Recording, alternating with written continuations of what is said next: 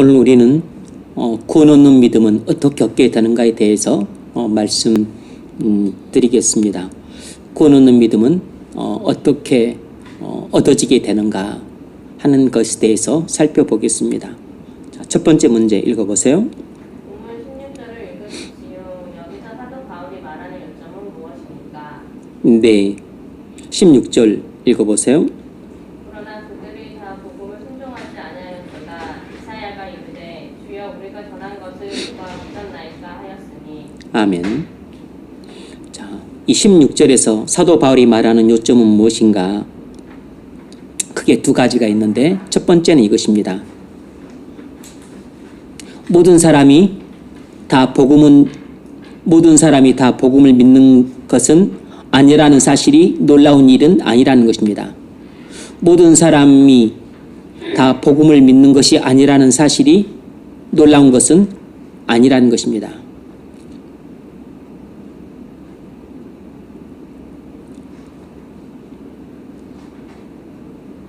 복음을 전해도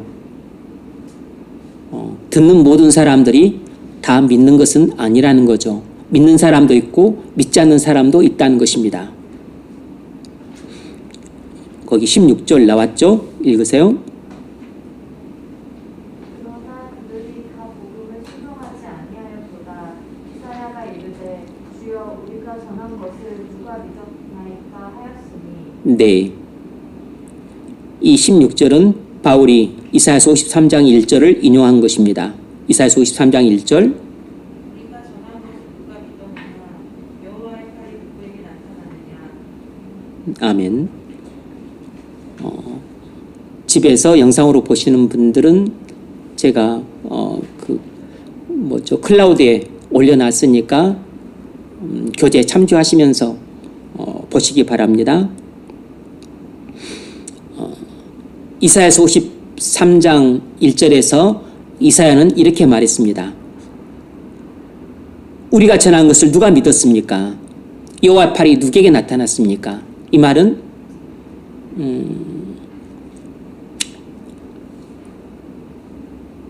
이사야 선지자가 한 예언입니다. 선지서에서 말한 예언은 두 가지 의미를 갖고 있다고 지난번에 말씀드린 적이 있는데 기억이 나시는지 모르겠습니다. 선지서가 말한 예언뿐만 아니라 구약의 말씀들은 종종 이 중의적인 의미를 갖고 있다 그랬습니다. 첫 번째는 역사적인 의미를 갖고 있고 두 번째는 구속사적 의미를 갖고 있다 그랬습니다. 역사적 의미는 그 당시 백성들에게 하나님이 말씀하신 뜻이고 두 번째로 구속사적 의미는 장차 훗날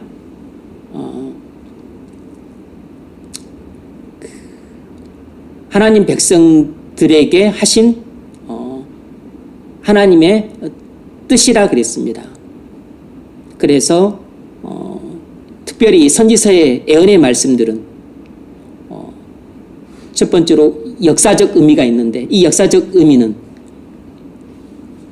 그 성경 구절을 문자 그대로 해석을 하는 것입니다.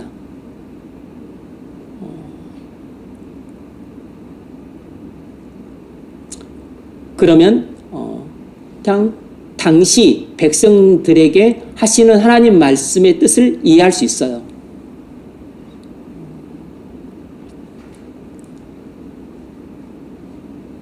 그런데 이 구절에는 그런 문자적인 의미만 있는 게 아니고 영적인 의미도 있는데 이 영적인 해석을 하게 되면 이것은 그리스도의 구속과 관련된 그 뜻이라는 것을 알 수 있습니다. 이제 이것이 영적인 해석인 것이죠. 그래서 선지서의 예언의 말씀들은 역사적 의미가 하나 있고 그리고 구속사적 의미가 있다 그랬습니다. 물론 당대 백성들에게 하시는 하나님의 말씀의 뜻도 있지만 그보다 더 궁극적인 의미는 그리스도의 구속과 관련해서 후대 백성들에게 하신 하나님의 말씀의 뜻이 더 근본적으로 있다고 볼 수 있습니다. 그러므로 선지자들이 했던 이 예언의 말씀은 항상 이 두 가지 측면에서 살펴봐야 온전한 의미를 이해할 수 있는 것입니다. 그러므로 이사야서 53장 1절은 이렇게 두 가지 의미로 이해가 돼요. 첫 번째는 이제 당시 백성들에게 적용되는 의미인데, 이사야가 전했던 하나님 말씀을 이사야 당시 이스라엘 백성들은 안 믿었다는 것입니다. 믿는 사람이 아무도 없었다는 것이에요. 그럼 역사적 의미는, 구속사적 의미는 어떤 게 있는가? 이것은 뭘 가리키는 거냐면, 메시아가 이 땅에 와서 이렇게 복음을 전해도 하나님 백성들이 메시아가 전하는 복음을 믿지 않는다는 것입니다. 이런 구속사적 의미를 미리 예언적으로 800년 전에 이사야 선지자가 말을 한 것입니다. 이사야 선지자의 이 53장 1절 말씀은 이사야 당시 이스라엘 백성들에게도 적용되지만 그보다는 더 근원적으로는 메시아가 이 땅에 오셨을 때 복음을 전해도 정작 이스라엘 백성들은 이렇게 메시아가 전하는 복음을 믿지 않을 것이라는 것을 예언하기 위해 800년 전에 하신 것이에요. 그러므로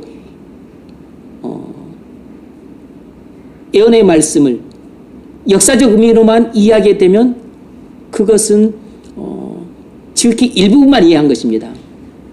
궁극적이고 본질적 의미는 구속사적 의미인 것이에요. 그러니까 이미 이사야 선지자는 메시아가 이 땅에 오게 되면,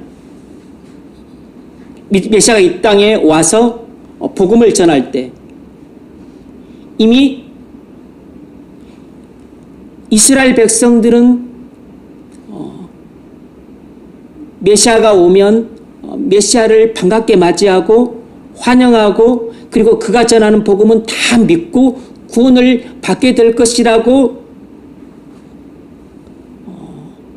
자기들은 생각했겠지만, 그러나 하나님은 이미 이사야를 통해서 800년 전에 내가 너희들한테 메시아를 보내도 너희는 메시아를 믿지 않고, 그리고 메시아가 전하는 복음도 믿지 않고 거부하고, 그리고 배척하고, 그리고 십자가에 못 박아 죽일 것이라는 것을 이미 800년 전에 하나님이 이사야 선지자 입을 통해서 예언을 하신 것이에요. 바로 그 이야기를 이 구절 속에 담고 있는 것입니다.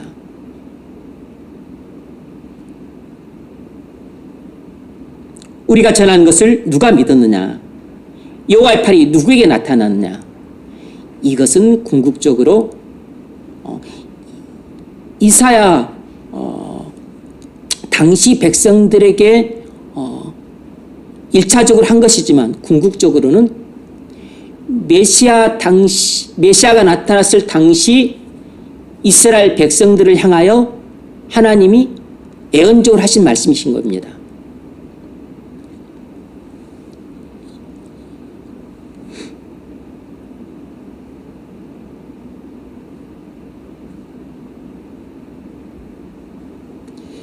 그런데 지금 바울이 왜 이 구절을 인용하고 있죠? 이사야 선지자가 800년 전에 예언한 대로 예수님이 메시아로 이 땅에 오셔서 복음을 전했는데, 너희가 메시아도 믿지 않았고 메시아가 전한 복음도 믿지 않았다.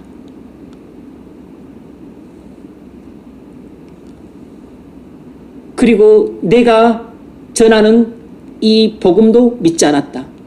그러므로 하나님이 이사야의 입을 통해 800년 전에 전한 말씀하신 이 예언이 그대로 성취가 된 것이다. 이것을 입증하고 있는 것입니다.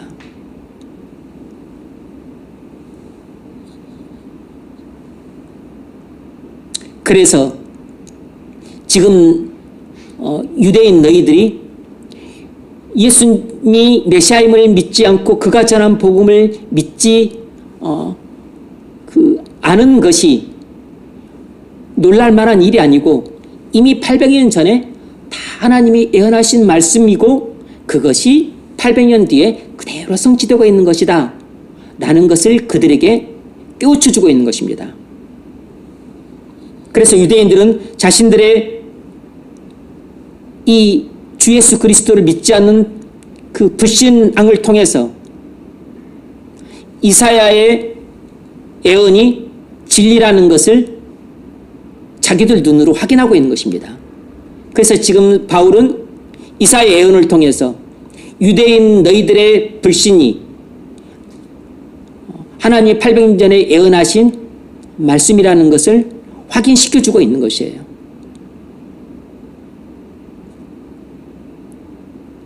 그러므로 너희가 예수 그리스도를 믿지 않고 복음을 믿지 않은 것이 이상한 것이 아니다.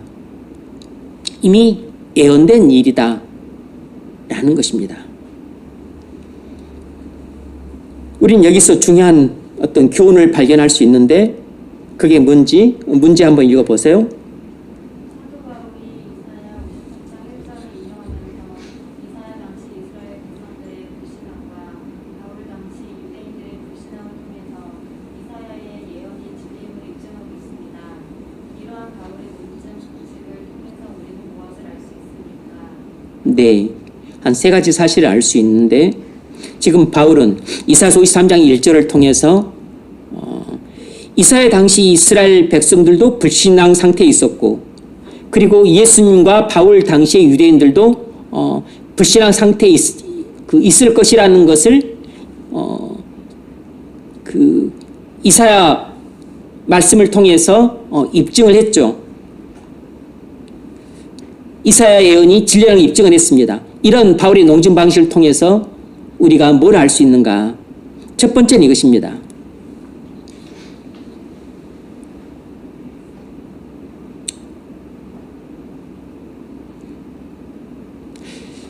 기독교 구원의 방식을 반박하는 사람들을 다루는 가장 좋은 방식은 기독교 구원을 반박하는 사람들을 다루는 가장 좋은 방식은 그들을 성경으로 데리고 가는 것이라는 것입니다.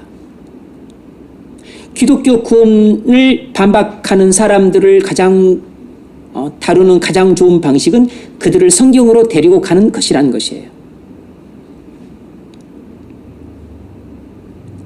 그래서 우리가 예수님이 하나님의 아들 그리스도이심을 믿어야 구원을 받는다고 말할 때 무슨 예수를 믿는다고 구원을 받냐? 착하게 살아야 구원을 받지. 이렇게 말하는 사람이 있다면 그런 사람을 우리가 아무리 말로 설득하려고 해도 설득이 안 되는 거죠. 그래서 그런 사람을 설득시키려면 그들을 성경으로 데리고 가야 되는 것입니다. 그래서 가장 올바른 말씀을 가지고 이것이 구원의 진리라는 것을 전곡을 찔러야 됩니다. 구원의 그 진리의 핵심을 그들에게 전곡을 찌를 때 그들이 이것이 구원의 진리라는 것을 믿을 수 있게 됩니다. 우리가 100마디 말로 설명하기보다는 한 구절 성경을 인용하는 것이 100번 낫습니다.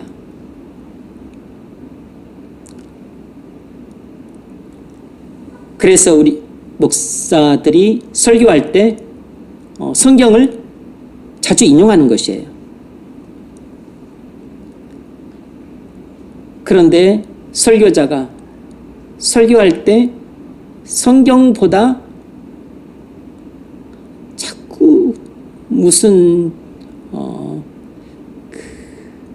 문학자의 뭐 소설이나 시를 인용하고 철학자의 그 어떤 또 책이나 진술을 인용하고 아니면 또 어떤 신학자들이 했던 이야기들을 주로 인용하는 경우들이 많이 있는데, 인용하는 것이 잘못됐다는 것은 아니고 얼마든지 필요하면 적재적소에 인용을 해야죠.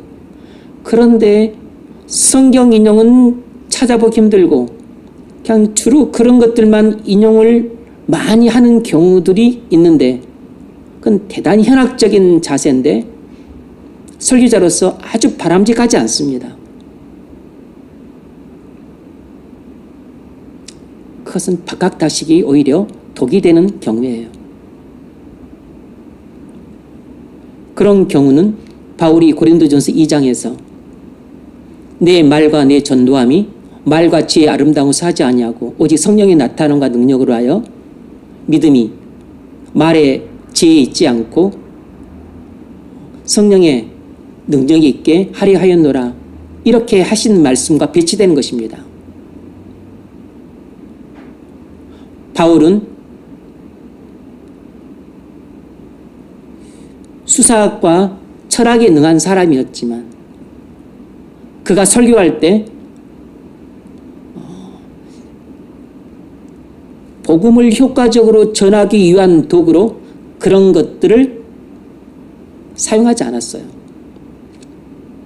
물론 아테네에서 전한 설교를 보면 아테네 시인의 그 말씀을 인용한 적이 있긴 하지만, 그러나 그는 어찌 보면 단순 무식하게 십자가에 못 박힌 그리스도를 전했을 뿐입니다.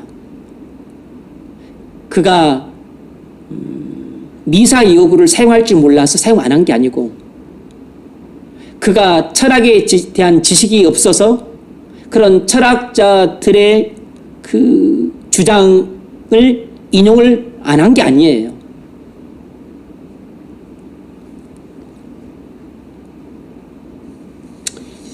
그러므로 우리가 기독교 구원을 반대하는 사람들을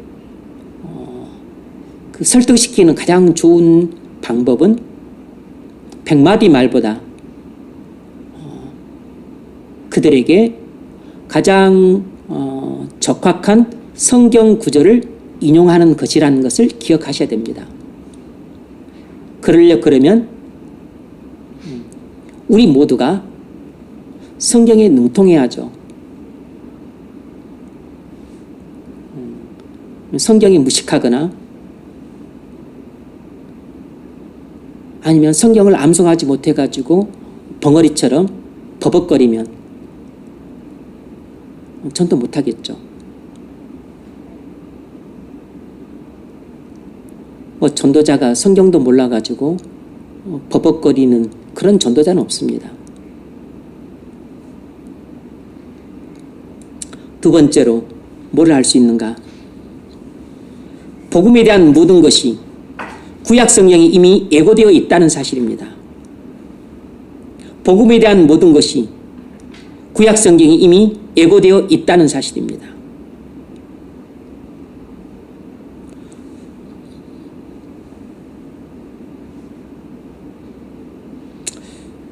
구약을 보는 영적인 눈을 갖고 있으면 구약 속에서 복음을 발견할 수 있습니다. 왜냐하면 선지자가 말한 예언은 두 가지 의미를 갖고 있다 그랬잖아요. 하나는 당대 백성들에게 하신 하나님의 말씀의 뜻인 역사적인 의미, 또 하나는 후대 백성들에게 하시는 구속사적 의미, 이 두 가지 의미를 내포하고 있는 것입니다. 그래서 복음이라고 하는 것은 이 후자를 가리키는 거죠.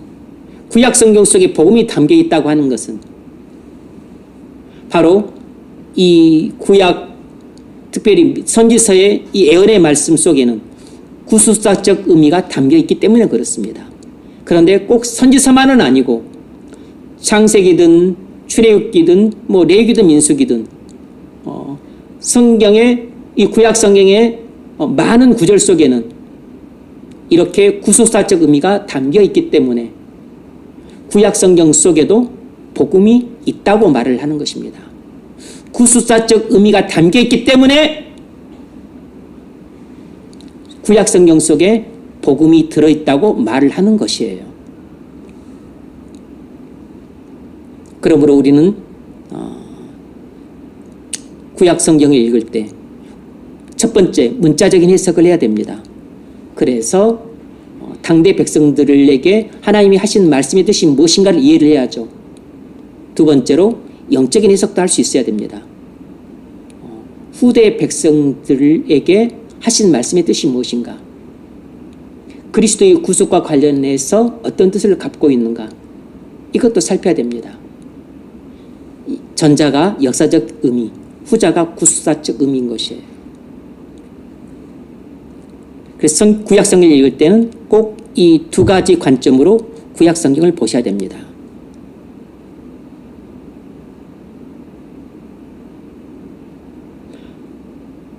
바울은 자기 시대에 일어났던 일이 이미 구약 성경에 예언되어 있고 바로 그 예언의 성취라는 것을 알고 있었던 겁니다. 세 번째로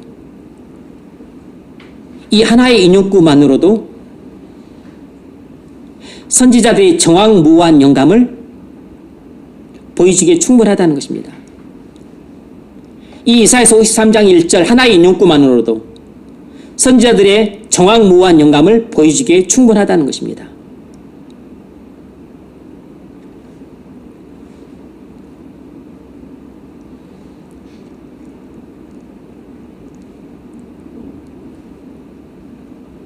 예수님을 배척하는 유대인들의 불신앙이 발생하기 800년 전에 이사야가 이 성경을 기록했습니다.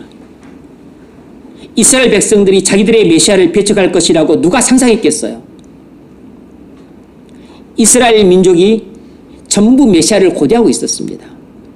메시아가 오시면 이스라엘 백성들은 기쁘게 환영하고 그리고 그를 찬양하고 그리고 그를 믿을 것이라고 자기들은 그렇게 확신하고 있었습니다. 그런데 정작 메시아가 왔는데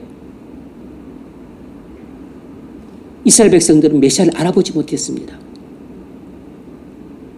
그리고 믿지 않았어요. 그리고 그를 거부하고 배척하고 미워하고 급기야는 십자가에 못 박아 죽였습니다. 그리고 그가 전한 복음을 하나도 안 믿었어요.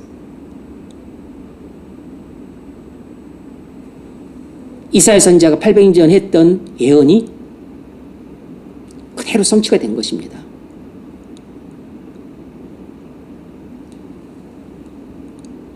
그러므로 성경이 얼마나 정황무한가를 알 수 있고 그리고 800년 후에 일어날 일을 이사야 선지자가 말을 했다. 이사야 선지자가 스스로 말한 게 아니고 성령의 감동을 받아서 말한 것이라는 걸 알 수 있죠. 그러므로 성경이 성령의 감동을 받아 기록되었다라는 것을 알 수 있고 성경의 영감설이죠. 그리고 정황무하다. 그래서 성경은 영감되어 있고 그리고 정황무하다. 이 중요한 두 가지 사실을 이 이사야서 53장 1절 인용구 하나만으로 충분히 보여주고 있는 것입니다.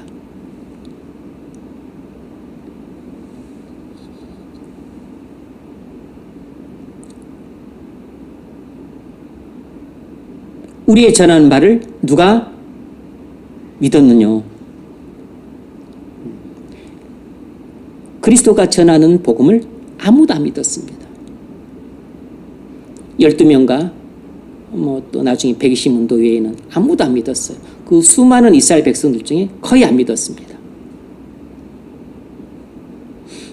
베드로후서 1장 20절 먼저 알 것은 성경의 모든 예언은 사사로이 큰 것이 아니니 예언은 언제든지 사람의 뜻으로 낸 것이 아니요 오직 성령의 감동하심을 받은 사람들이 하나님께 받아 말한 것입니다. 아멘. 그러므로 성경이 영감되었다는 것을 성경이 스스로 증거를 해요. 이것을 좀 어려운 말로 성경 자증의 원리라 말합니다. 성경은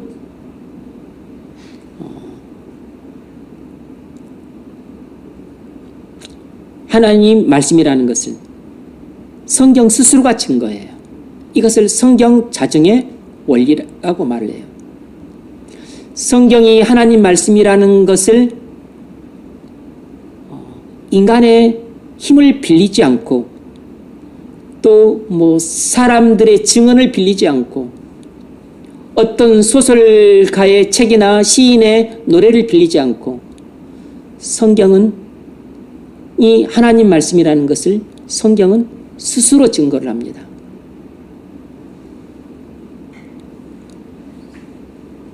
마치 하나님의 법궤가 하나님이 살아있다는 것을 하나님 법궤가 스스로 증거를 하듯이 하나님 법궤는 블레셋 사람의 손도 필요로 하지 않고 이스라엘 사람의 손도 필요로 하지 않아요. 아무도 필요로 하지 않습니다. 하나님은 당신의 영광을 스스로 드러내세요. 다곤신을 자기 앞에 엎어뜨리고 머리와 손목을 잘라버리고 쥐들을 통해서 페스트라고 하는 전염병을 퍼뜨려서 독종으로 그 블레셋 사람들을 심판하고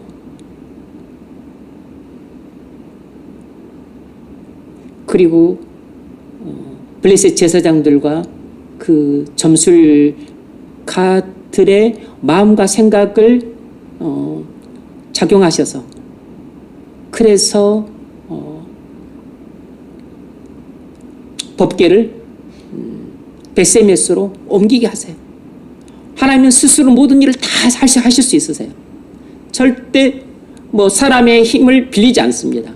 하나님은 하나님께서 당신의 일을 다 스스로 알아서 하세요.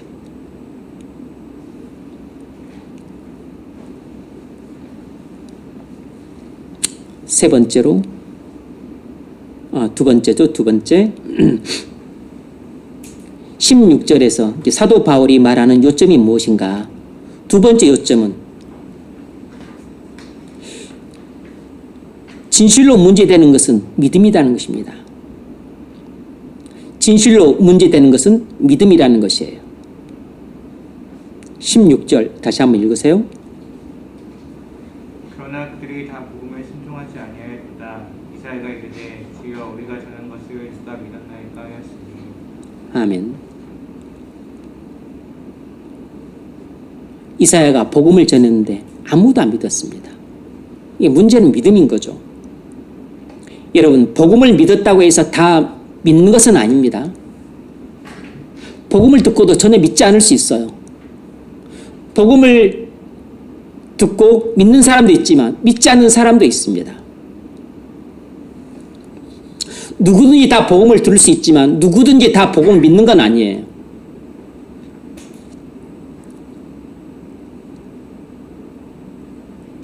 믿음에 이르는 들음도 있고 믿음에 이르지 못하는 들음도 있습니다. 16절에 순종하다는 단어가 있는데 이 순종하다라는 단어의 그 헬라어 어근은 그 듣다라는 말이에요. 그래서 순종한다고 하는 것은 어근으로 볼 때 듣는 것의 한 형태인 것입니다. 듣는 것의 한 형태예요.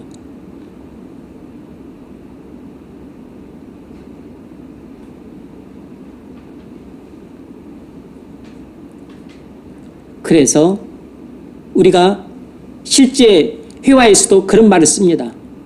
왜 내 말을 안 듣냐? 이 말은 왜 내 말을 순종하지 않냐? 이 뜻인 것이에요. 그러니까 듣는다라고 할 때는 이제 한자로는 청종이라고 표현되는데 왜 내 말을 듣고 그대로 따르지 않냐? 그 뜻이 내포되어 있는 것입니다.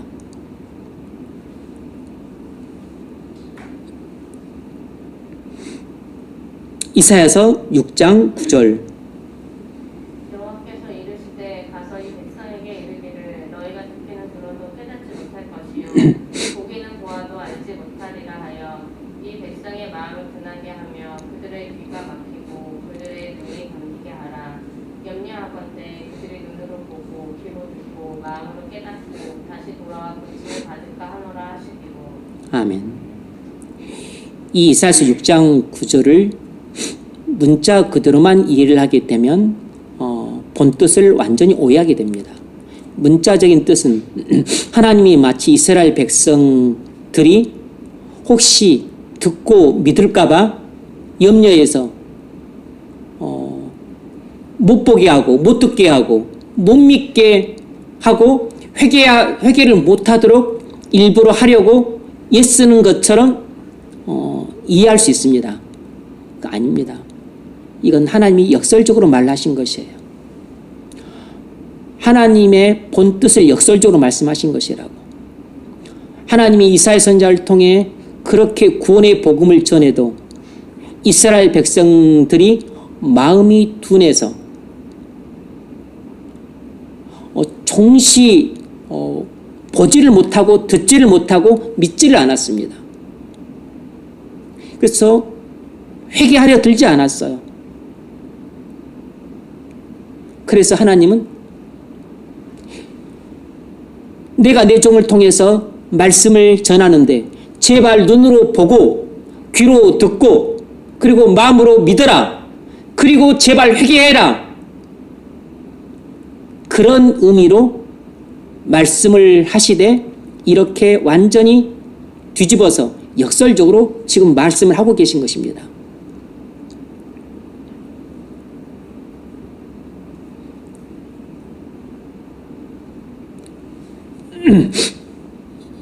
이사야 선지자가 복음을 전했음에도 불구하고 이스라엘 백성들이 믿지 않았던 이유가 뭡니까?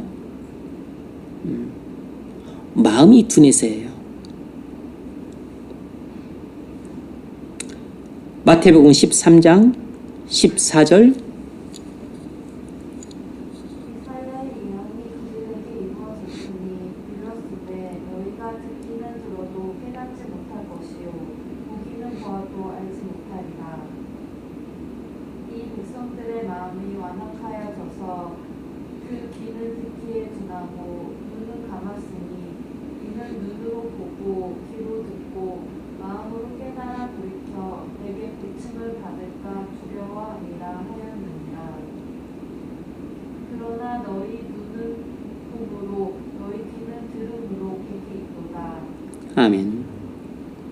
이것은 예수님이 이사야 선지자의 예언을 인용해서 유대인들에게 하신 말씀이에요.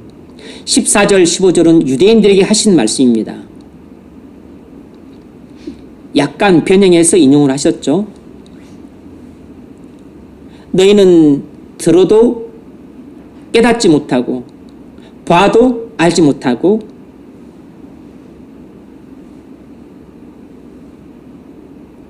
그 이유는 마음이 완악하기 때문이라는 것입니다.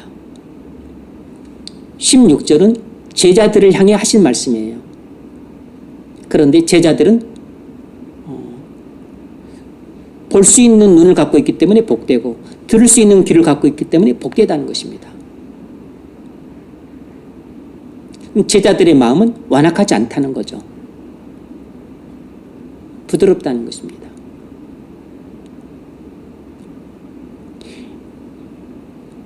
만일 여러분이 아직까지 교회를 오랫동안 다니고 복음을 여러 번 반복해서 들었음에도 불구하고 믿지 않고 있다면 여러분의 마음은 완악한 것입니다. 여러분의 마음은 돌덩이처럼 바위덩어리처럼 굳어 있는 것입니다. 그래서 봐도 알 수 없는 소경이라는 것이에요. 들어도 들을 수 없는 귀머거리라는 것입니다.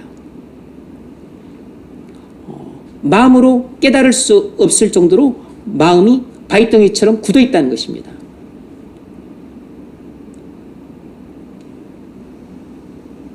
하지만 듣고 믿은 제자들을 향해서는 눈으로 볼 수 있고 귀로 들을 수 있고 그 마음으로 믿을 수 있으므로 복을 받았다는 것입니다. 은혜를 받았다는 거죠. 이 사람들은 마음이 부드러운 상태에 있는 겁니다.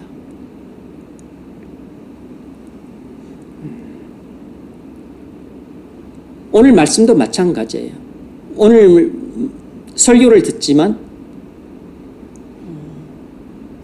여러분들이 이 말씀을 들으면서 진리가 눈에 보이지 않는다면 또 여러분 이 설교가 여러분 귀에 들리지 않는다면 그리고 이 설교가 여러분 마음에 믿어지지 않는다면 그건 여러분 마음이 강팍하기 때문입니다. 그건 여러분이 하나님의 은혜를 받지 못하기 때문이에요. 왜 받지 못할까요? 왜 은혜를 못 받죠? 그건 여러분이 믿지 않기 때문입니다. 이것은 구원받은 사람에게도 똑같이 해당되는 말씀이에요. 뭐 한 번 구원받으면 뭐 평생 마음이 부드러운 게 아닙니다. 구원받았어도 죄로 인해서 마음이 구원받지 못한 사람처럼 마음이 또 바위덩이처럼 그렇게 굳어집니다. 구원받았어도 마치 구원받지 못한 사람처럼 눈이 어두워집니다. 귀가 어두워져요. 그래서 구원받지 못한 사람 이상으로 마음속에 불만이 가득할 수 있어요. 마음속에 원망이 가득할 수 있습니다. 마음속에 불평이 가득할 수 있습니다. 마음속에 미움이 오히려 구원받지 못한 사람보다 더 가득하고 분노가 더 가득하고 복수심이 더 가득할 수 있어요. 구원받았다고 해서 문제가 해결되는 게 아니에요. 구원받았다고 해서 항상 마음이 부드러운 게 아닙니다.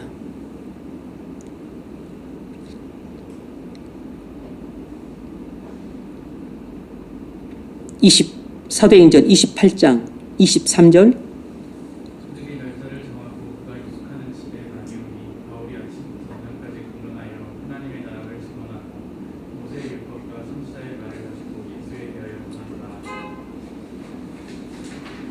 그 말을 믿는 사람도 있고 믿지 아니하는 사람도 있어 서로 맞지 아니하여 흩어질 때에 바울이 한 말로 이르되 성령이 선지자 이사야를 통하여 너희 조상들에게 말씀한 것이 무엇이다.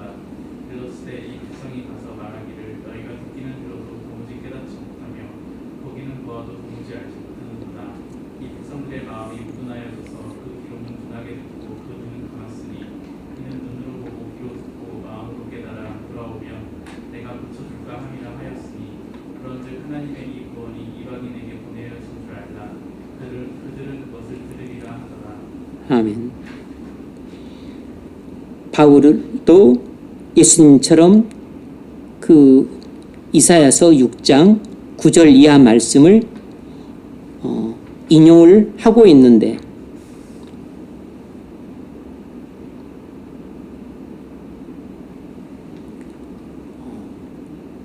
너희는 절대로 복음을 듣고 눈으로 봐서는 안 되고 귀로 들어서는 안 되고 마음으로 깨달아서는 안 된다. 너희들 절대 회개하면 안 된다. 이런 의도로 말을 하고 있지 않죠? 내가 복음을 전하는 것은 눈으로 보고 귀로 듣고 마음으로 믿고 그리고 하나님께 돌아와서 고침을 받도록 하기 위해서 내가 말씀을 전하는 것이다 라고 말을 하고 있어요. 그런데도 불구하고 지금 사도 바울이 전한 복음을 사람들이 왜 그 진리를 보지 못하고 그리고 그걸 또 귀로 듣지 못하고 마음으로 믿지 못하죠? 마음이 우둔하기 때문이라는 것입니다. 마음의 문제예요.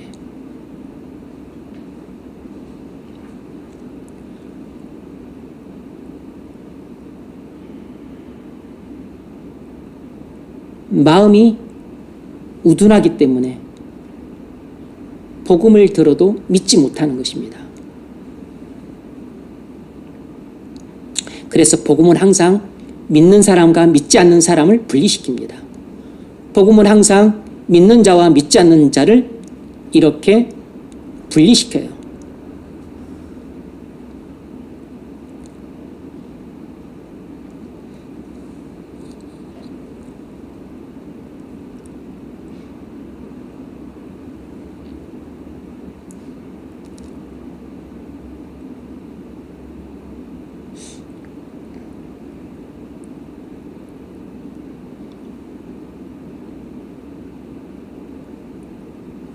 사람들이 복음을 들음에도 불구하고 믿지 않은 것은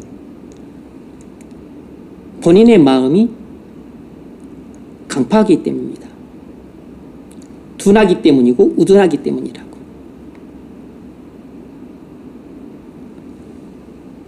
그래서 복음을 듣고도 본인이 믿지 못하고 그리고 또 은혜를 믿는 것이 은혜를 받는 거죠. 이렇게 은혜를 받지 못하는 것을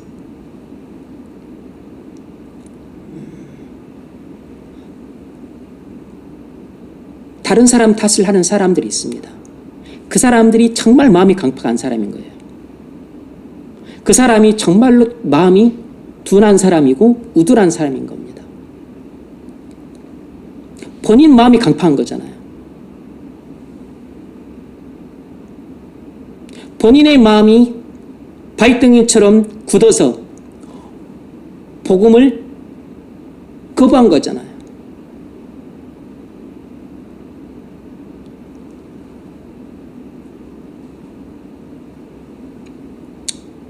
문제 읽어보십시오. 사람들이 복음을 들으며 항상 믿는 사람들과 믿지 않는 사람들이 있습니다. 이러한 분리가 이루어지는 것입니까? 네. 사람들이 복음을 들으면 믿는 사람과 믿지 않는 사람들로 분리가 되는데 이유가 뭔가? 어떤 사람들은 기계적으로 듣고 또 어떤 사람들은 믿음으로 듣기 때문입니다.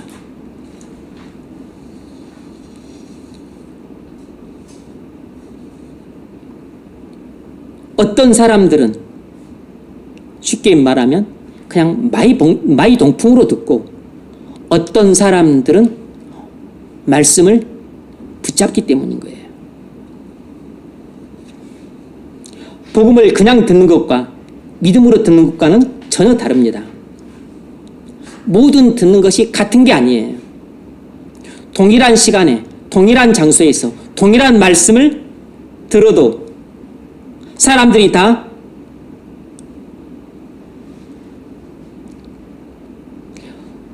동일한 하나님의 음성을 듣고 있는 게 아닙니다. 어떤 사람은 잡념에 사로잡히고 어떤 사람은 집 나올 때 엄마가 나한테 했던 말을 떠올리기도 하고 어떤 사람은 또 헛생각을 하고 어떤 사람은 설교를 듣고 있으면서 사탄의 속삭이는 음성을 듣습니다. 어떤 사람은 악한 영의 생각이 사로잡혀요. 회사에서 있었던 일을 생각합니다. 과거에 있었던 그 미운 마음이 떠오릅니다. 저 사람이 나한테 했던 말, 했던 생각이 떠올라요. 동일한 시간에 동일한 장소에서 동일한 말씀을 들어도 실제로 내가 내 마음속에 들리는 음성은 어떤 사람은 하나님의 음성이 들리지만 어떤 사람은 사단의 음성을 듣고 있고 어떤 사람은 엄마의 음성을 듣고 있고 어떤 사람은 과거에 누가 했던 그 음성을 듣고 있고 부장님이 오늘 나한테 퍼부은 그 욕지거리를 듣고 있고 잡념이 들리고 쓸데없는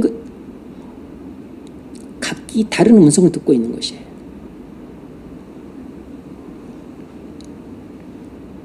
누가복음 8장 17절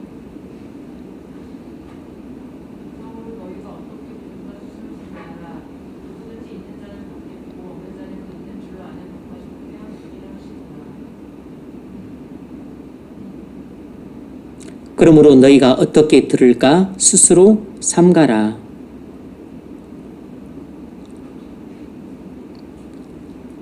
이건 주님이 하신 말씀이죠.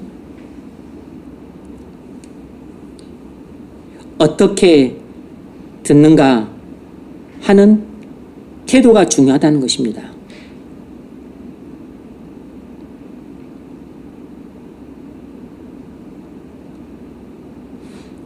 믿음으로 듣는 사람은 믿음이 더해지지만 믿음으로 듣지 않는 사람은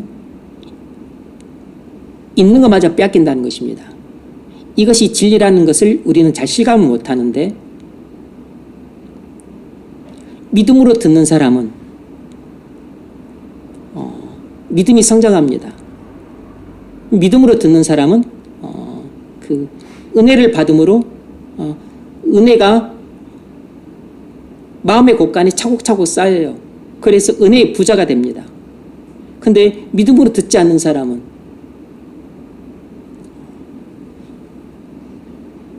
그 있던 믿음도 깎아먹어요. 그래서 믿음이 더 작아집니다. 자기 마음에 쌓아뒀던 얼마 되지 않은 은혜도 달아나 버립니다. 그래서 은혜가 달아나니까 마음도 더 메말라지고 더 건조해집니다. 마음도 더 차가워지고 더 냉랭해져요. 그래서 영혼이 공고해지는 겁니다.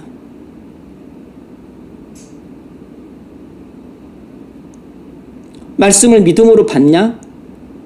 아니면 그냥 뭐 아무런 생각 느낌 없이 받냐에 따라서 은혜가 마음에 저장되기도 하고 그렇지 않으면 그냥 있던 은혜마저 사라지는 것입니다.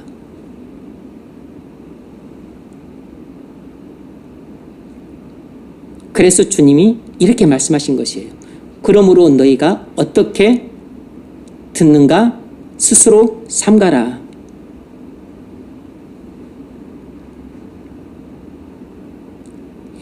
사도행전 2장 13절 데살로니가전서 2장 13절 이러므로 우리가 하나님께 끊임없이 감사하며 너희가 우리에게 주시나 하나님의 말씀을 받을 때에 사람의 말을 받지 아니하고 하나님의 말씀을 받으리니 진실로 그러하도다. 이 말씀이 또한 너희 믿는 자 가운데에서 역사하느니라. 아멘. 사도 바울은 데살로니가 교회에 안식일 3번 그러니까 한 3주 정도 그거에 머물면서 말씀을 전하고 쫓겨났습니다. 그러니까 데살로니가 교회 성도들을 제대로 양육을 못했어요. 그럼에도 불구하고 데살로니가 교회 많은 교인들이 회심하고 그리고 믿음이 성장하고 또 그 교회에 일어난 부흥이 소아시아 다른 교회에 많은 은혜를 끼쳤습니다. 그 이유가 뭐냐면 이 데살로니가 교회 성도들이 사도 바울 일행이 전한 말씀을 사람의 말로 받지 않고 하나님의 말씀으로 받았기 때문이라고 바울이 그 이유를 설명을 하고 있어요.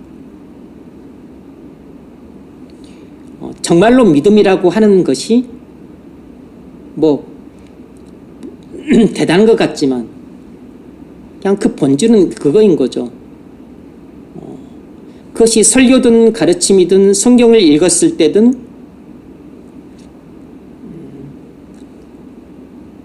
말씀이 하나님 말씀으로 그것이 받아들여질 때 그것이 곧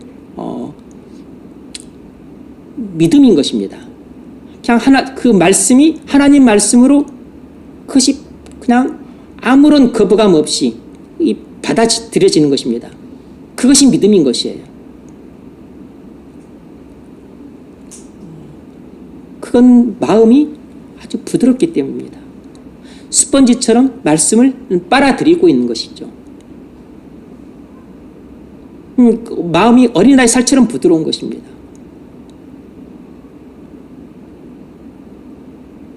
그래서 당연히 마음이 겸손하고 온유하죠. 그래서 하나님 그냥 딱 설교하면 또는 가르치면 이뿐만 아니고 어떤 또 지시를 해요. 그냥 새벽기도 다음 한 주는 새벽기도 합니다. 새벽기도 특별 새벽기도 하니까 나오십시오. 그러면 그걸 나와야 되는 줄 알아요. 그냥 목사님이 교회 목회하시면서 그냥 새벽기도 강구했을 뿐인데 나오십시오. 그냥 권면하고 또 지시한 것인데 그걸 하나님 말씀으로 받았기 때문에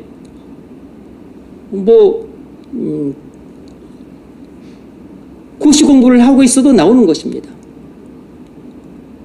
재수를 하고 있어도 나오는 것이에요. 기말고사 기간인데도 나오는 것입니다. 근데 하나님 말씀을 받지 않는 사람들은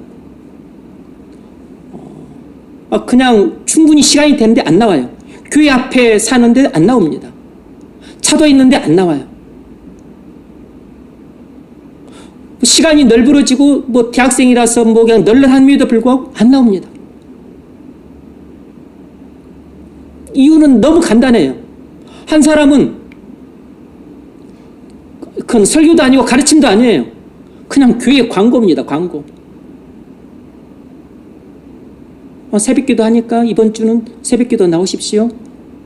그렇게 말했을 뿐인데 그걸 하나님 말씀이냐?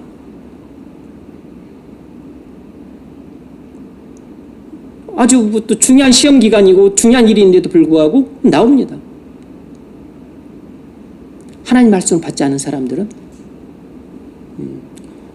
콧등으로 듣고 그냥 흘려버리는 것이죠. 마이 동풍입니다. 오른쪽 귀로 듣고 왼쪽으로 흘려버리는 것이에요.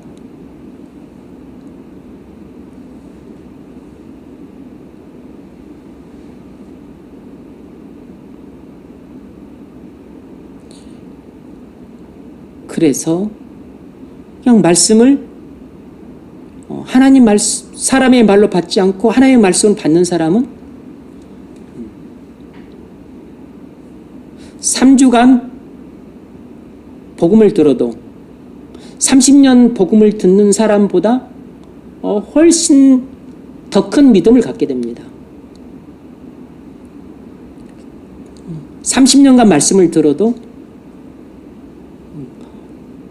허구한 날 사람의 말로 듣는 사람은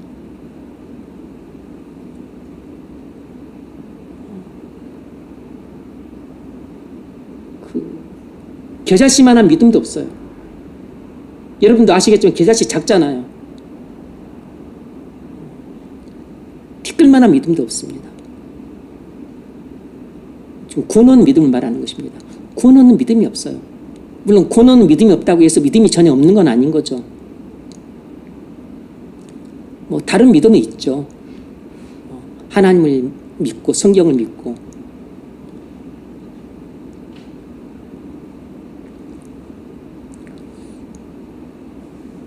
그게 전부 마음에서 오는 것입니다.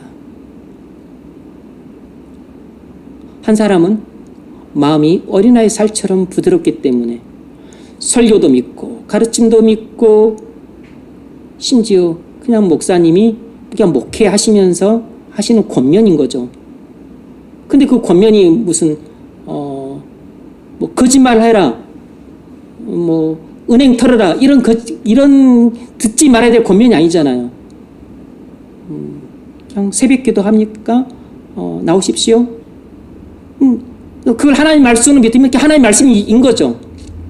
그냥 이건 그냥 목사님 뭐 목회 방침이니까 내가 따라도 되고 안 따라도 되고 이렇게 사람의 말로 받으면 자기 필요에 따라 하는 거죠.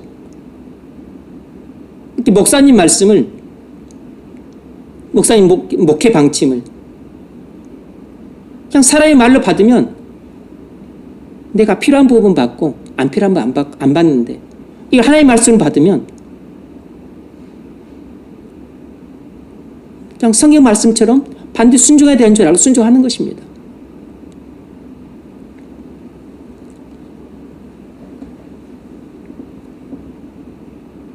데살로니가 교회 교인들이 불과 안식일 3번 사도 바울에게서 가르침 받았기 때문에 이건 뭐 제자들이 하기도 그래요. 뭐 교회를 개척했다 하기도 그렇습니다. 그런데 1년 6개월 동안 머물면서 가르쳤던 고린도 교인들은 발칙했죠. 바울의 사도권도 부정하고 또 패거리가 나눠지고 또 사도 바울한테 대들기도 하고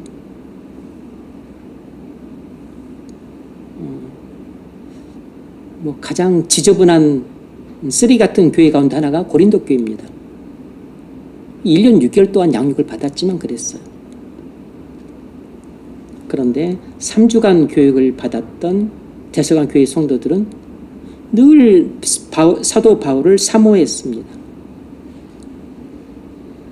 그리고 영적인 아비로 알고 그리고 사도 바울이 했던 모든 말씀을 다 하나님 말씀으로 받았어요.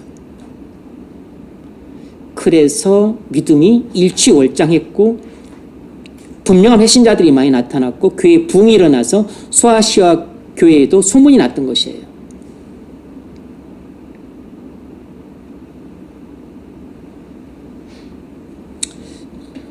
그래서 우리가 어떻게 듣는가가 우리 믿음을 결정하는 것입니다. 우리가 복음을 들었지만 사실은 내가 진정으로 복음을 한 번도 들은 적이 없다는 것을 깨닫게 되는 날이 옵니다. 목사는 분명히 복음을 전했는데 그 사람의 마음속에는 복음이 한 번도 도달한 적이 없어요. 왜냐하면 하나님 말씀을 받은 적이 없겠습니까?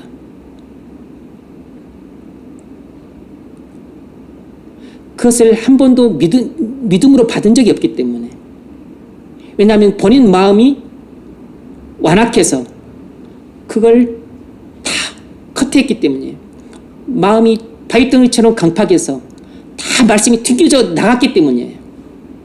30년 동안 그렇게 튕겨져 나갔던 겁니다.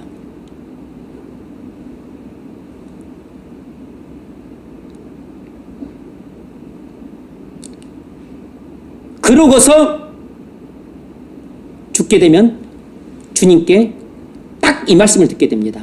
마태복음 7장 23절 내가 너희를 도무지 알지 못하니 불법을 행하는 자들아 내게서 떠나가라.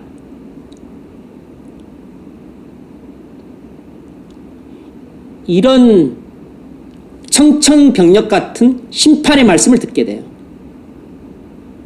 나는 이 땅에 살면서 30년 50년 평생을 주여 주여 하고 부르고 살았는데 정작 주님은 심판날 딱 내 앞에서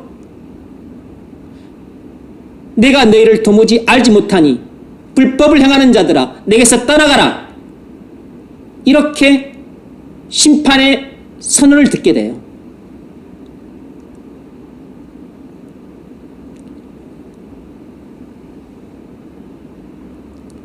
이런 결과가 온 것은 하나님 말씀을 들을 때 하나님 말씀으로 받지 않고 사람의 말로 받았기 때문입니다.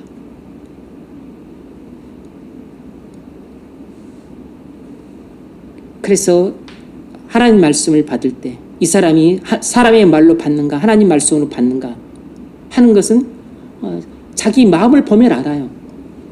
마음이 부드러운 사람은 하나님 말씀으로 받는 사람인 거고 마음이 강팍한 사람은 1000번을 들어도 그냥 사람의 말로 받는 것입니다. 그것은 얼굴로도 나타납니다. 그리고 그것은 순종으로 나타나요. 그럼 믿음으로 나타납니다.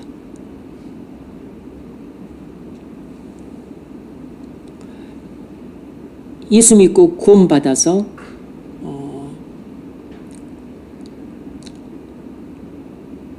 구원받았어요. 그러면 구원받은 사람은 항상 말씀을 믿음으로 받습니까? 아닙니다. 믿음은 유기체이기 때문에, 다시 말하면 우리 마음은 항상 고정 상태가 아니고 항상 변동을 합니다. 굳어지기도 하고 부드러워지기도 하고 강팍해지기도 하고, 그리고 또 은혜가 넘치기도 합니다. 죄 가운데 빠지게 되면 마음이 돌덩이처럼 굳어집니다. 그러면 예전처럼 설교를 하나님 말씀으로 듣지 못하고 사람의 말로 들어요. 성경을 읽어도 믿어지지 않습니다. 안 믿어져요. 믿고 싶지만 안 믿어져요. 성경을 읽어도 진리가 눈에 안 들어옵니다. 하나님 음성이 내 귀에 안 들려요. 하나도 깨달아지는 거 없습니다. 본인이 마음 간수를 못했기 때문이에요. 본인이 사단에게 마음을 빼앗겼기 때문입니다.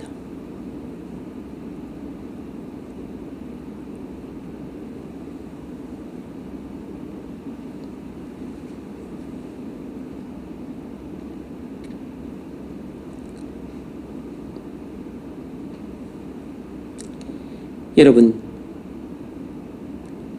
설교를 들을 때 사람의 말로 듣지 말고 하나님 말씀으로 들으십시오. 사람의 말로 듣고 있다면 여러분은 사단에게 속고 있는 것입니다. 그건 여러분 마음이 강파하기 때문이에요. 여러분은 잘못 듣고 있는 것입니다.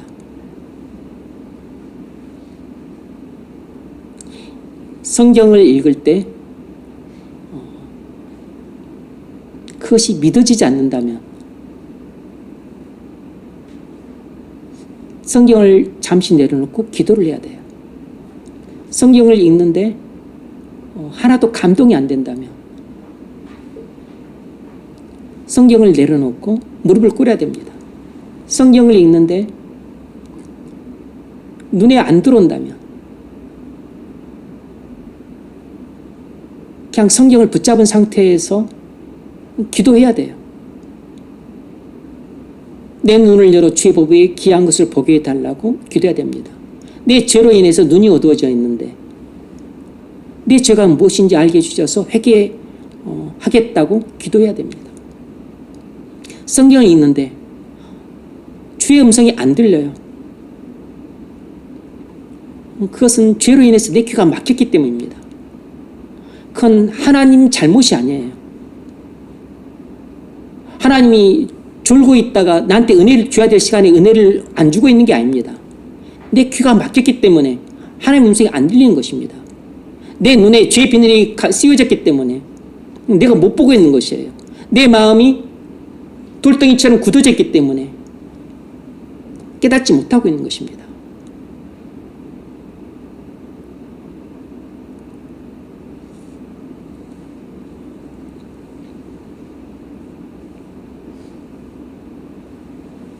오랫동안 교회를 다녔지만 계속 구원받지 못한 상태에 남아있는 것은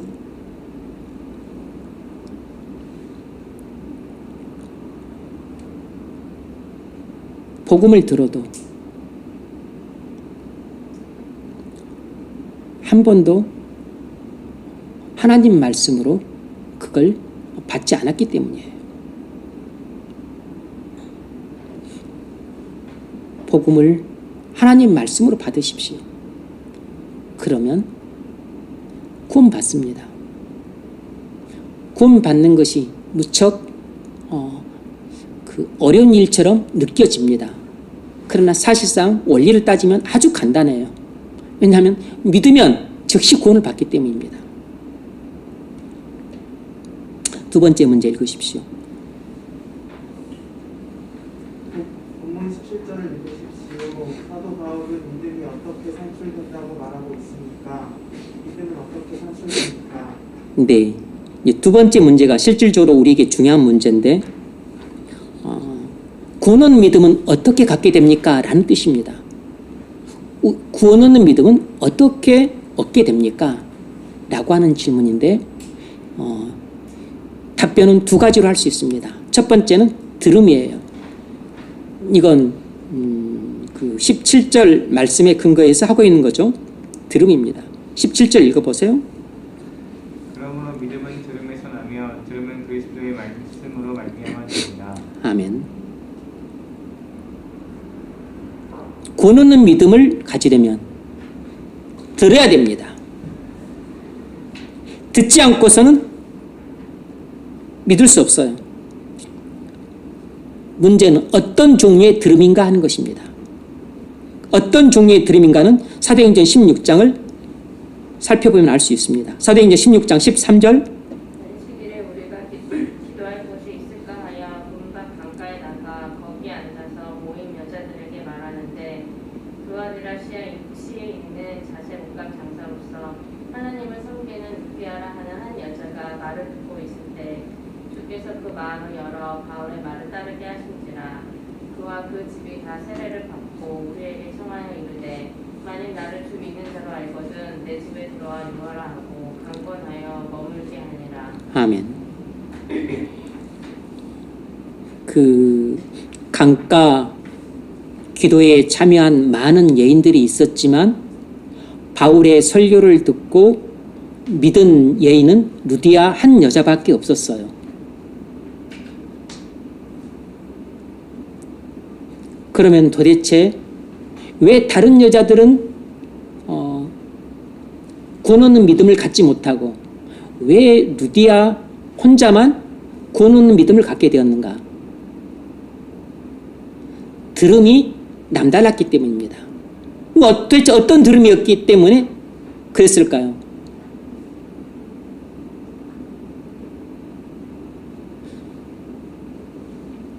성령께서 역사하시는 들음이었기 때문입니다.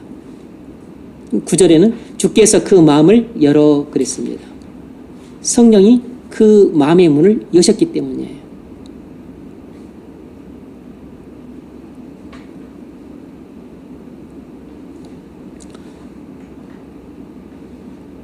성령이 역사하셔야만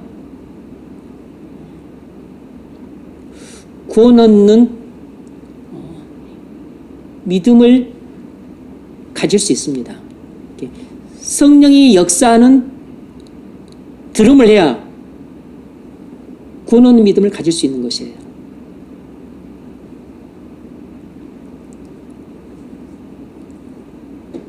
고린도전서 2장 14절 속한 사람은 하나님의 성령의 인도를 받지 아니하나니 이는 그것들이 그에게는 어리석게 보이며 또 그는 그것들을 알 수가 없나니 이러한 일은 영적으로 분별되기 때문이라.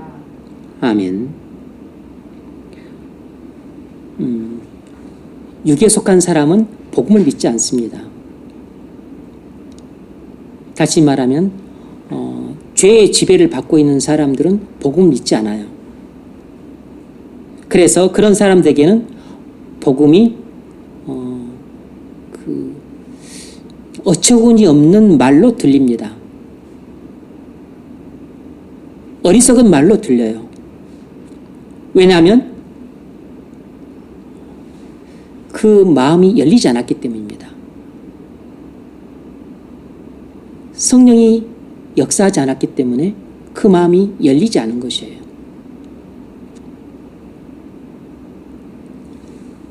그래서 그는 그의 이성과 상식을 갖고 복음을 판단하고 어리석은 것으로 치부한 것이죠. 성령이 역사해서 마음의 문이 열릴 때 그때 들음이 구원 얻는 믿음을 가져오는 것입니다. 그러므로 우리 마음에 성령이 역사해야만 우리는 구원 얻는 믿음을 가질 수 있어요.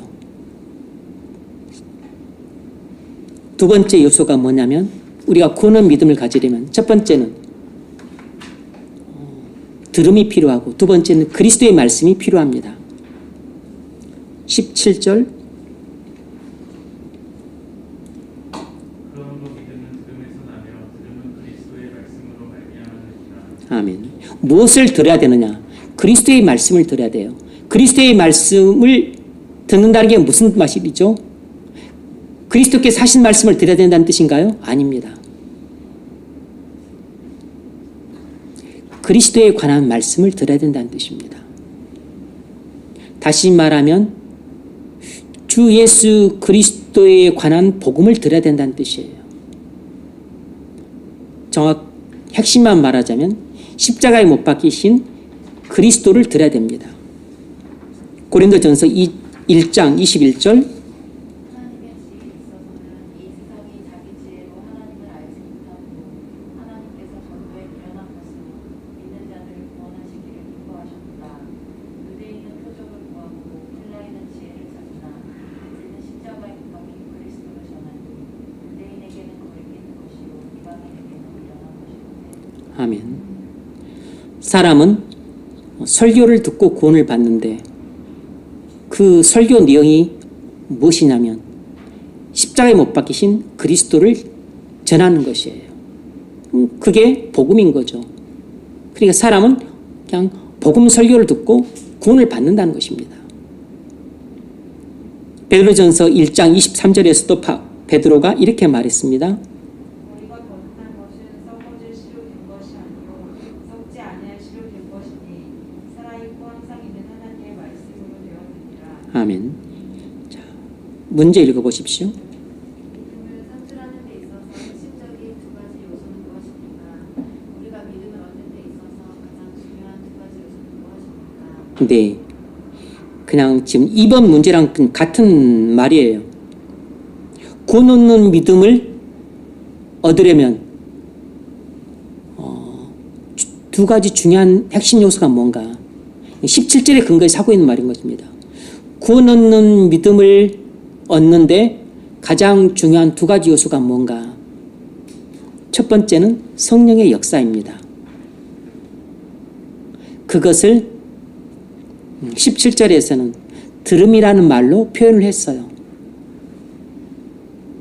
그러니까 17절에 나와 있는 들음이라고 하는 것은 성령이 역사하는 들음을 말하는 것입니다.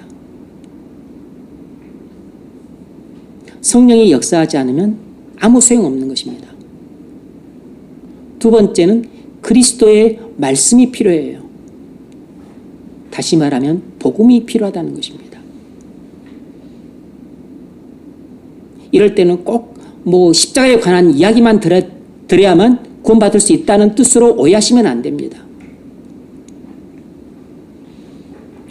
그냥 어떤 성경 한 구절을 통해서도 구원받을 수 있어요. 주기도문 읽어서도 구원받을 수 있습니다. 이 두 가지 요소가 없으면 구원 믿음을 가질 수가 없습니다. 일반적으로 구원 얻는 믿음은 이렇게 오는 겁니다. 말씀을 들을 때 성령께서 역사하셔서 믿음을 주시는 것이에요. 그래서 구원 얻는 믿음은 말씀 위에 성령이 역사하심으로 주어지는 것입니다.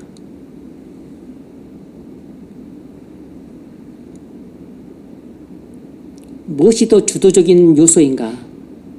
그건 순서에서 나타나는 겁니다. 말씀보다 성령의 역사예요. 왜냐하면 말씀 없이도 성령의 역사만으로도 구원받을 수 있습니다. 그러니까 복음 전해지지 않고 설교 없이도 하나님은 얼마든지 당신이 직접 사람을 구원하실 수 있으세요. 그러나 좀 특별한 경우지만 말씀도 구원의 도구일 뿐입니다. 구원의 주체는 성령이세요.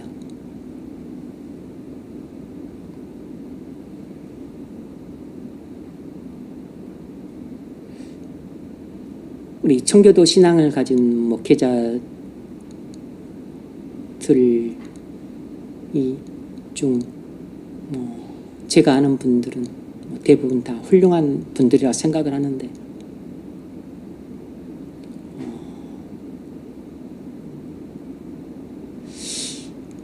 안타깝기도 하고 참 아이러니한 것 가운데 하나는 다 말씀 설교 하는데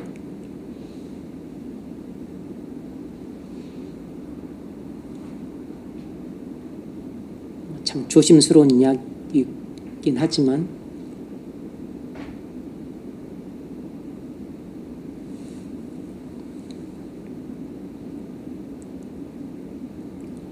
기도가 약합니다. 기도를 엄청 많이 하실 것 같은데 의외로 기도를 안 해요. 항상 말씀, 설교 그 이야기만 합니다.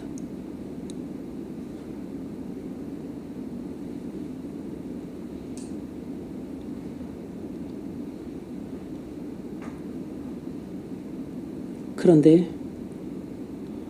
말씀만 갖고는 사람 구원 못 받습니다. 물론 부흥도 안 일어납니다.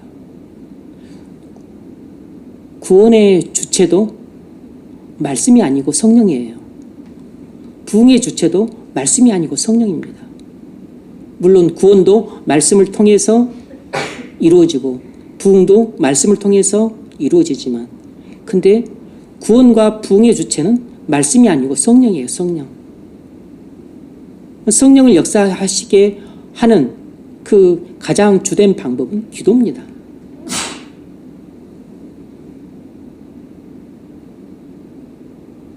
그래서 기도가 없는 말씀은 메말라요. 별로 은혜가 안 됩니다.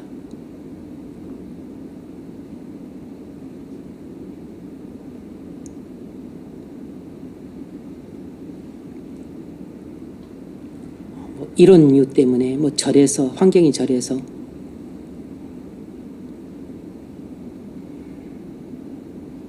이렇게 되면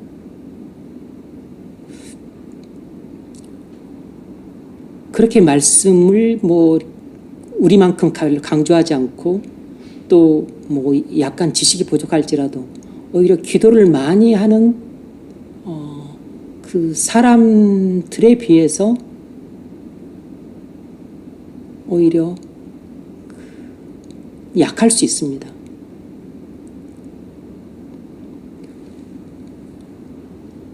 기도를 충분히 못하면 메마르고 차가워요.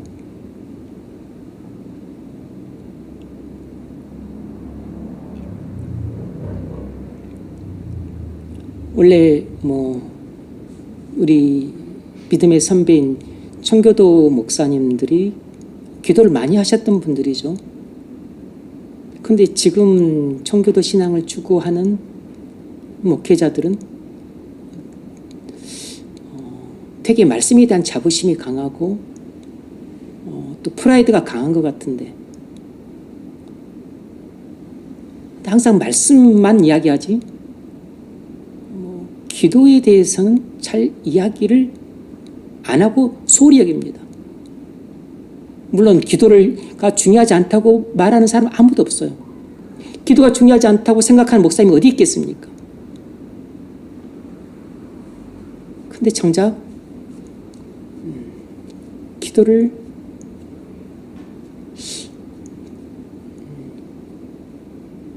약합니다. 제가 그냥 보면서 느껴왔던 바예요. 또 그게 실제 상황이고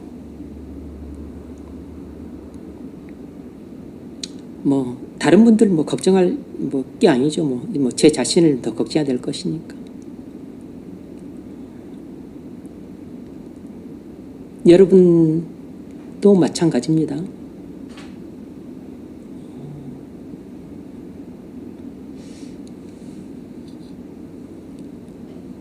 여러분들이 예배하러 와서 해야 될 가장 중요한 일은 그냥 예배에 집중할 수 있도록 준비하는 것입니다. 화장실 갔다 오고 볼일 보 다 보고, 그리고 이제 오직 하나, 성령의 역사를 위해 간절히 기도하는 것이에요.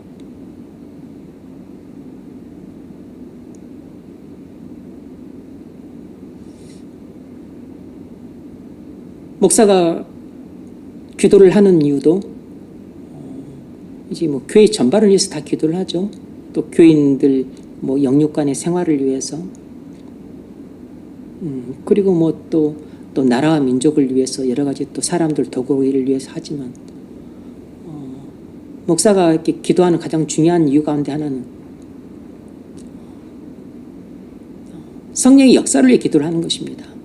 말씀에 성령께서 역사해 주시기를. 여러분은 예배가 있는 날이면 예배를 위해서 기도를 해야 되고, 예배 참석해서 기도를 하셔야 됩니다. 시간이 안 되면 차를 타고 오는 동안에 기도를 하셔야 돼요. 그리고 여러분들이 골방에서 성경을 읽을 때, 성경을 읽는 것만큼이나 중요한 일이 뭐냐면 성경을 읽기 전에 간절히 믿음으로 기도하는 것이에요. 물론 성경 읽는 시간이 얼마 안 돼서 기도 시간을 길게 못한다 할지라도 단 3분, 5분이라도 간절히 기도하는 것입니다. 왜냐하면 내가 지금 성경을 30분 읽을 때 그 모든 효과는 전부 성령의 역사에 달려있는 겁니다. 성령이 역사하면 내 눈은 열리는 것이고, 역사하지 않으면 내 눈은 감기는 것입니다. 성령이 역사하시면 내 마음은 열리고, 성령이 역사하지 않으면 내 마음은 닫히는 것이에요. 성령이 역사하시면 내 마음이 기경이 되는 거고, 성령이 역사하지 않으면 내 마음은 바위덩어리 상태로 성령을 잊게 되는 겁니다. 그럼 아무것도 못 얻게 돼요. 기도가 그렇게 중요한 겁니다.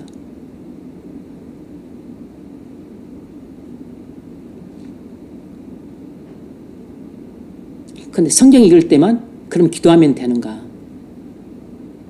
물론 성경 읽을 때 간절히 기도하는 게 중요하지만 평상시에 시간을 정해놓고 규칙적으로 기도하는 게 중요한 거죠. 성경 읽을 때 기도하는 것은 필요할 때 기도하는 것이잖아요. 우리 수술 받기 전에 기도하겠죠? 시키지 않아도 기도하시겠죠? 수술 받기 전에. 중요한 시험 앞두고 기도하시죠?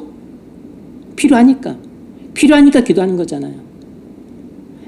특정 일에 필요할 때도 기도를 해야 되지만, 그러나 항상 하나님을 믿고 의지하며 살아간다는 이런 인격적인 신뢰 관계가 우리의 기도 생활로 나타나는 것입니다. 하나님은 그걸 더 중요하게 보시는 것이에요. 필요할 때만 기도하는 것, 그것도 하나님이 듣긴 들으시겠지만, 근데 그것도 한두 번이지, 그 얌체 같은 것이 짓이잖아요. 뭐 시험 볼 때만 기도하고, 수술할 때만 기도하고, 다급할 때만 기도하고, 궁지에 몰렸을 때만 기도하고, 그러면 되겠어요? 그럼 이놈이 필요할 때만 나를 이용해 먹는구나. 그건 인격적인 관계가 아니고 필요에 따라서 이용해 먹는, 그게 바로 기복신앙인 겁니다.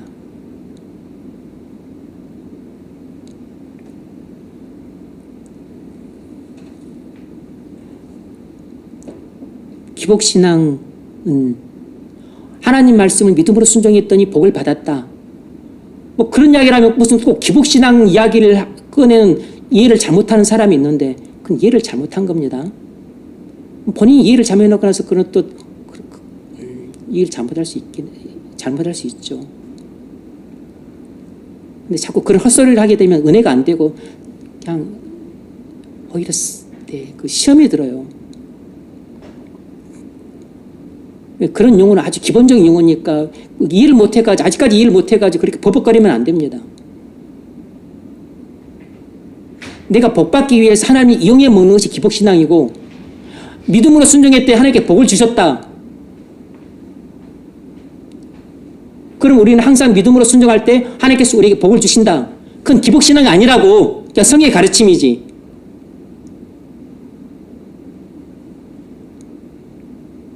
그리고 우리가 그런 복을 받기 위해서 믿음으로 순종해야 된다. 하나님께서 그렇게 또 우리에게 말씀하셨고 권면하셨고 우리가 또 당연히 복을 받기 위해서 그러면 믿음으로 순종하지. 저주받기 위해서 그럼 믿음으로 순종합니까? 멍청이 같은 소리입니다. 믿음으로 순종하면 복 주신다는 것이 하나님의 법이에요. 법. 그래서 하나님께서 말씀하셨기 때문에 하나님 말씀하신 대로 하나님께서 행하시는 것입니다. 불순종하면 저주한다 그러셨잖아요. 그래서 불순종하면 믿는 사람들도 보응을 받는 것입니다.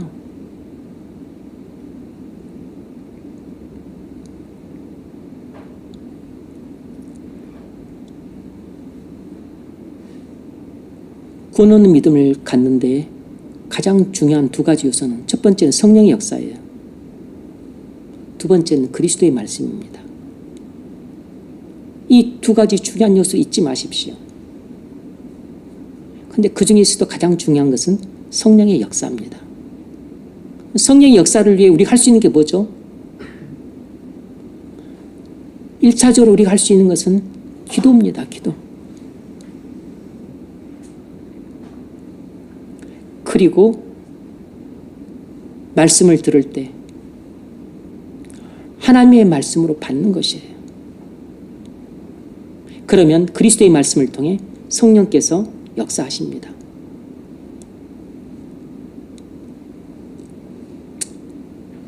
데살로니가전서 1장 5절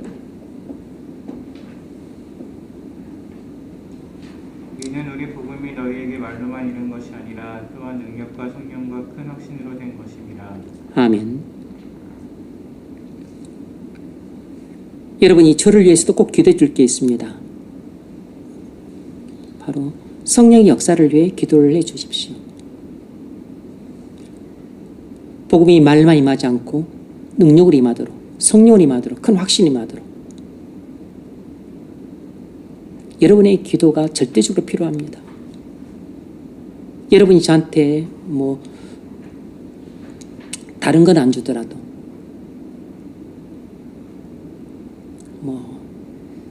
돈을 주거나 집을 주거나 차를 주거나 보석을 던져주거나 그런 건 안 주더라도 기도는 해 주셔야 돼요. 기도는 해 주셔야 된다.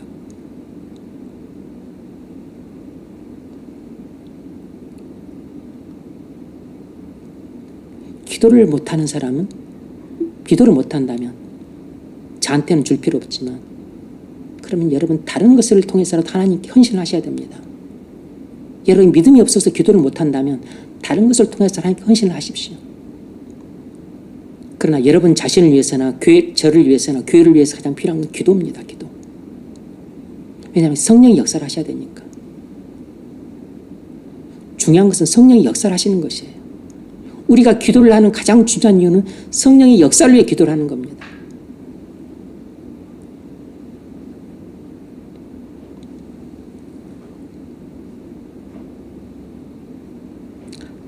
야고보서 1장 18절 그 피조물 중에 우리로 한 천열매가 되게 하시려고 자기의 뜻을 따라 진리의 말씀으로 우리를 낳으셨느니라. 아멘. 그가 그 피조물 중에 우리로 한 천 열매가 되게 하시려고 자기의 뜻을 따라 진리의 말씀으로 우리를 낳으셨느니라. 말씀은 수단입니다. 도구예요. 성령이 역사하는 도구라고요. 성령이 주체입니다. 성령이.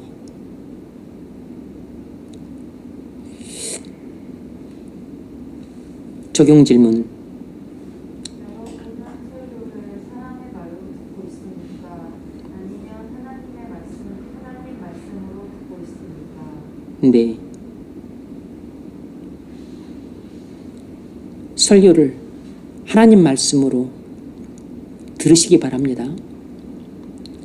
설교를 믿음으로 들으십시오. 여러분 마음이 강팍하다면 그 마음을 여러분 갈아엎으십시오. 미움과 분노가 가득하다면 일단 그것을 회개하셔야 됩니다. 원망과 불평이 튀어나오고 있다면 그걸 갈아엎으셔야 돼요.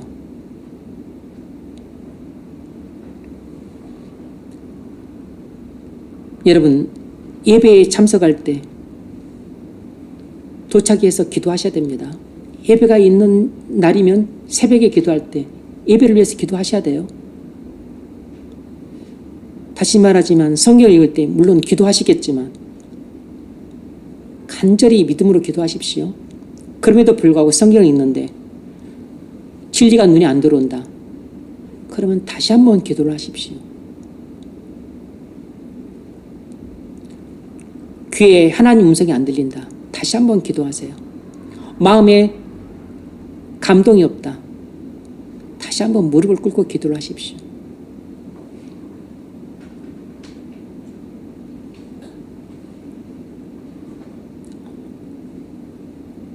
지금 우리 신앙 훈련을 하고 있습니다.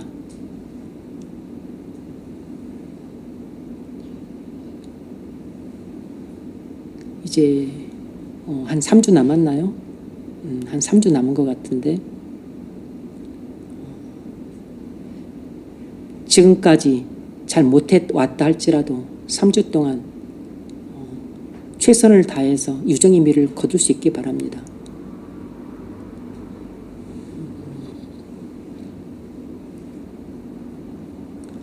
이것은 특별한 훈련이 아니고 그냥 우리가 이 땅에서 성도로 살아갈 때 죽는 날까지 평생 해야 될 일들입니다. 근데 워낙 여러분들이 그런 기초 훈련도 안 돼 있길래 기초를 다져주기 위해서 이런 훈련 형식을 취하고 있는 겁니다. 주중 예배에 참석하는 훈련, 그리고 성경을 읽는 훈련, 그리고 기도하는 훈련. 예배 참석은 하나님을 만나는 것이고, 그리고 성경은 여러분 영혼의 밥을 먹는 것입니다. 밥을 먹어야 되는 것, 밥을 먹어야 되잖아요. 기도는 여러분 영혼의 호흡입니다. 숨을 쉬어야 되잖아요. 그러니까 숨 쉬는 호흡법을 가르쳐 주는 것이고, 밥 먹는 법을 가르쳐 주고 있는 것입니다. 육신의 밥은 잘 먹고 육신 호흡은 잘 하면서 영혼의 밥은 안 먹고 영혼의 호흡은 안 하면 되겠습니까? 육신만 살찌고 영혼은 죽잖아요.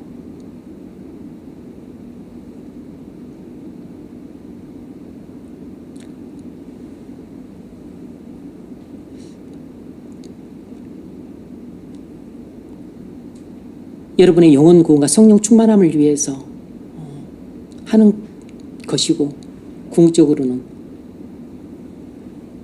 이 기초가 돼 있어야 앞으로 여러분이 살아갈 때 어떤 고난을 당해도 고난을 능히 극복하고 승리할 수 있기 때문입니다. 이것이 여러분의 반드시 가져야 될 영적인 자산이기 때문이에요. 그냥 무슨 특세 그런 게 아닙니다. 제가 제일 싫어하는 게 무슨 특별 그런 말인데, 물론 그것도 유익합니다. 그때 잠시 나와서 은혜 받고 또 변화되곤 하니까.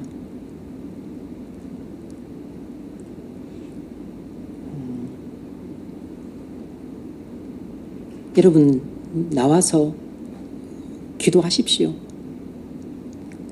그리고 성경 읽으셔야 됩니다.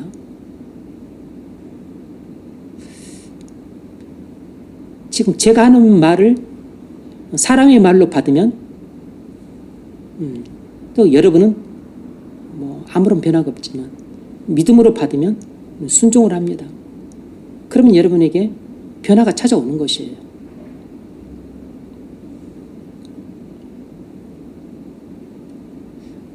올해와 같은 내년이 되지 않기를 바라시죠. 내년은 좀 새로운 한 해가 되기를 바라시잖아요. 그러면 하나님 말씀을 믿음으로 반응하십시오. 결론. 어떤 사람들은 말씀을 들어도 안 믿고 어떤 사람들은 말씀을 들을 때 믿습니다. 그러니까 말씀을 듣는 것만으로는 불충분해요.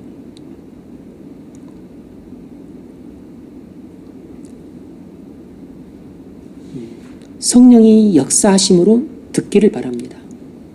성령이 역사하심으로 듣는다는 것은 여러분이 모든 말씀을 하나님 말씀으로 아멘으로 받는 것입니다.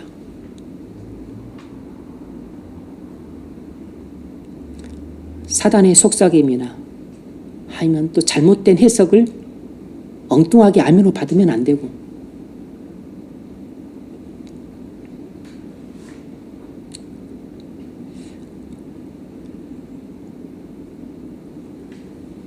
이 말씀을 통해서 성령이 역사하심으로 구원 얻지 못한 사람들에게는 구원 얻는 믿음을 주시기를 바라고, 메마른 심령에게는 또 성령 충만함을 주시길 주의 이름으로 축원합니다.